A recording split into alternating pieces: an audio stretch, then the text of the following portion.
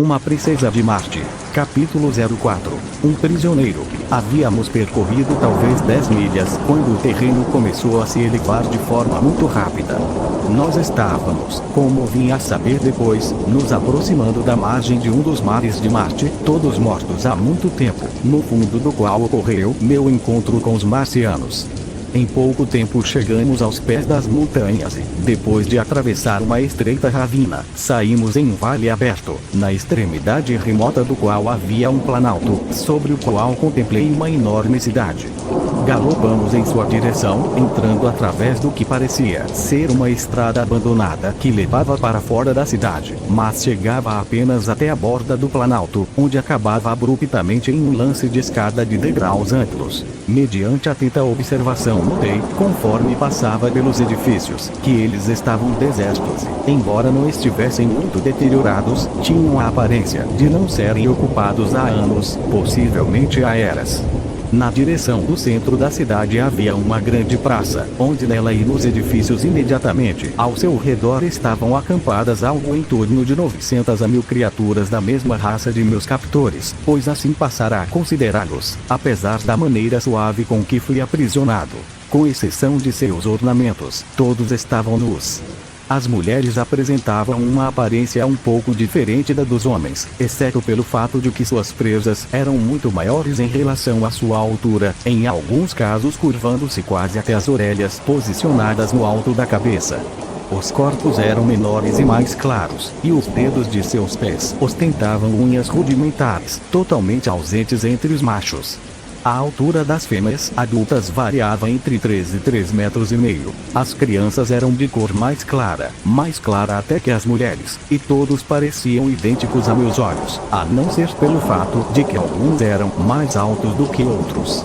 Por serem mais velhos, presumi.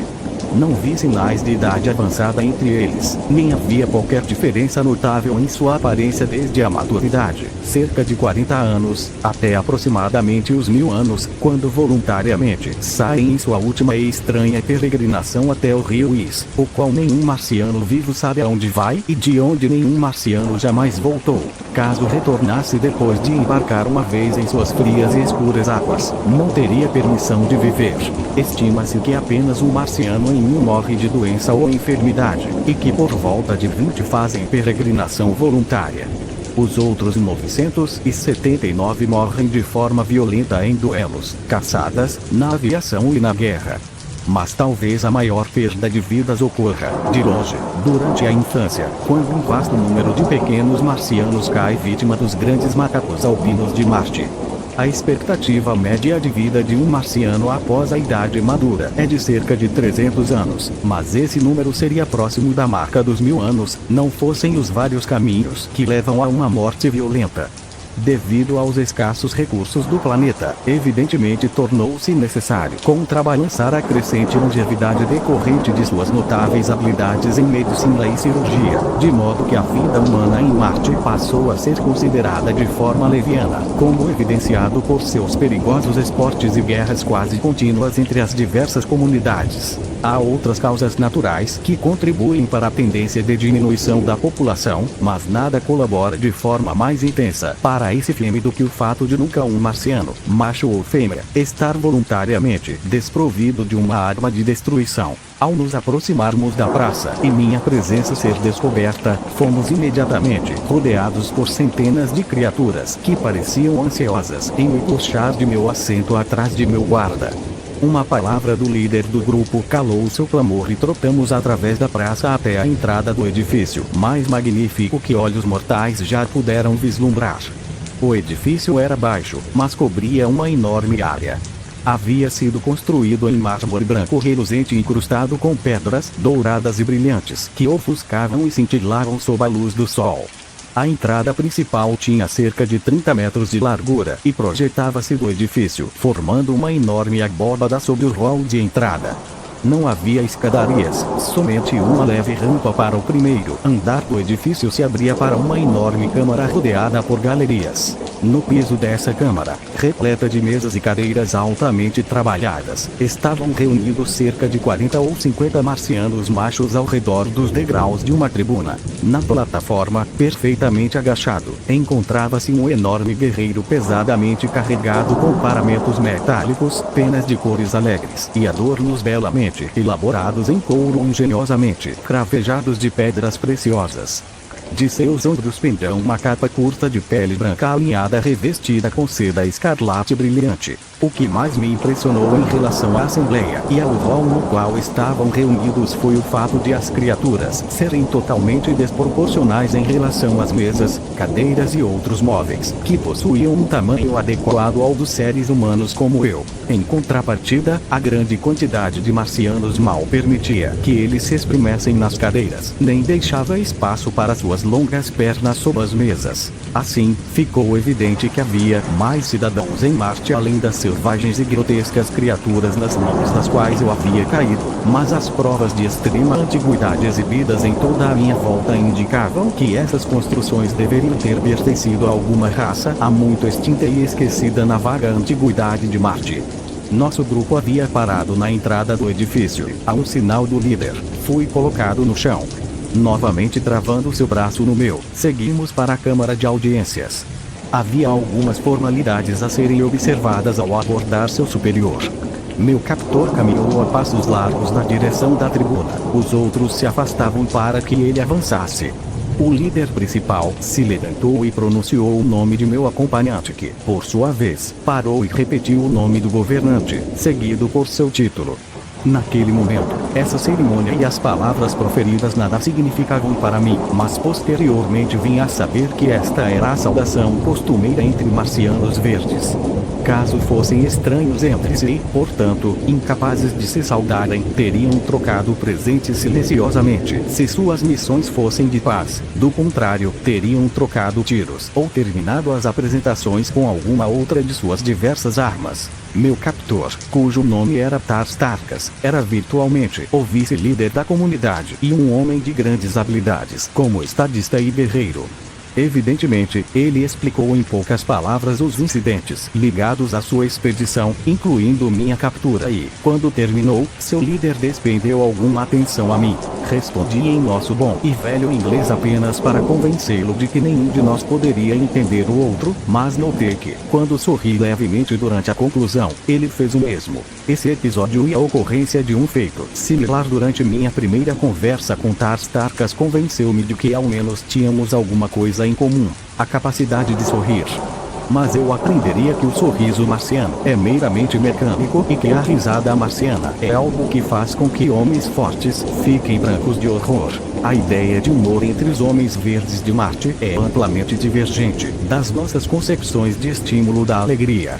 A agonia da morte de um outro ser provoca, para essas estranhas criaturas, a mais louca hilaridade, enquanto a principal forma da mais simples diversão é matar seus prisioneiros de guerra de formas diversas e horripilantes. Os guerreiros reunidos examinaram-me com atenção, sentindo meus músculos e a textura de minha pele. Então o principal líder evidentemente expressou o desejo de ver minha apresentação. Gesticulando para que eu o seguisse, entrou com Tars Tarkas na praça a céu aberto. Até agora, eu não havia feito nenhuma tentativa de caminhar, desde meu primeiro sinal de fracasso, exceto ao agarrar firmemente o braço de Tars Tarkas, de forma que agora ia pulando e esvoaçando entre as mesas e cadeiras como um gafanhoto monstruoso. Depois de me machucar seriamente, para a grande diversão dos marcianos, novamente recorri ao engatinhar, mas isso não estava de acordo com seus planos, pois fui rudemente colocado em pé por um sujeito enorme que riu com o mais puro entusiasmo de minha desgraça. Ao me colocar em pé violentamente, seu rosto se inclinou próximo ao meu e fiz a única coisa que um cavalheiro pode fazer sob circunstâncias de brutalidade, grosseria e falta de consideração para com os direitos de um estranho. Enfiei meu punho diretamente em sua mandíbula e ele caiu como um boi no abate.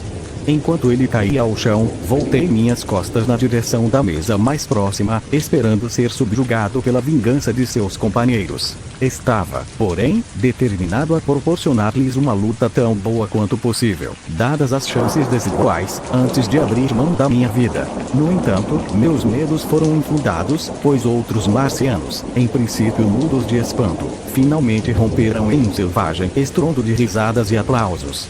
Não reconheci os aplausos como tal, mas, posteriormente, quando tomei conhecimento de seus costumes, aprendi que havia conquistado o que eles raramente concedem: uma manifestação de aprovação. O sujeito que atingi permaneceu onde caiu, e nenhum de seus companheiros se aproximou dele. Tarstarcas avançou em minha direção, estendendo um de seus braços, e assim prosseguimos até a praça sem mais contratempos. É claro que eu não conhecia a razão para termos saído para o exterior, mas logo vim a saber. Primeiro, eles repetiram a palavra Sark inúmeras vezes, e então Tarstarcas deu vários pulos, repetindo a mesma palavra antes de cada salto. Virando-se para mim, disse Sark. Entendi o que queriam, recompondo-me. Saquei com tão impressionante sucesso que me afastei bons 45 metros e, dessa vez, não perdi meu equilíbrio e pousei em pé sem cair. Então, voltei para o pequeno grupo de guerreiros com saltos fáceis de 7 ou 8 metros. Minha exibição foi testemunhada por várias centenas de marcianos comuns, e eles imediatamente exigiram uma repetição, que o líder ordenou que eu fizesse. Mas eu estava com fome e sede e decidi naquela hora que minha única forma de salvação seria exigir consideração dessas criaturas que, evidentemente, não concederiam de forma voluntária. Portanto, ignorei os repetidos comandos para sacar, e cada vez que eram pronunciados, gesticulava em direção à minha boca e esfregava meu estômago.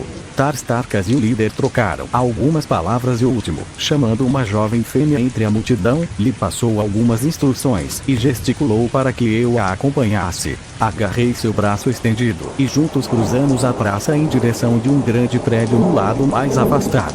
Minha acompanhante tinha cerca de 2,5 metros de altura, tendo acabado de chegar à maturidade, mas ainda sem ter atingido o máximo de sua altura. Ela era de uma cor verde oliva claro, com couro liso e lustroso.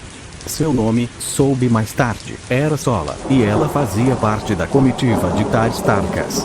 Ela me conduziu até uma espaçosa câmara em um dos edifícios na frente da praça, o que, pela confusão de sedas e peles sobre o chão, entendi ser o dormitório de vários dos nativos. O quarto era bem iluminado por várias janelas amplas e estava belamente decorado com pinturas murais e mosaicos, mas sobre todos eles parecia repousar aquele indefinível toque de antiguidade que me convenceu de que os arquitetos e construtores dessas criações assombrosas nada tinham em comum com os rudes meio brutos que agora os ocupavam. Sola indicou que eu sentasse sobre uma pilha de sedas próxima ao centro da sala e, virando-se, fez um peculiar som sibilante, como se sinalizasse para alguém no aposento ao lado.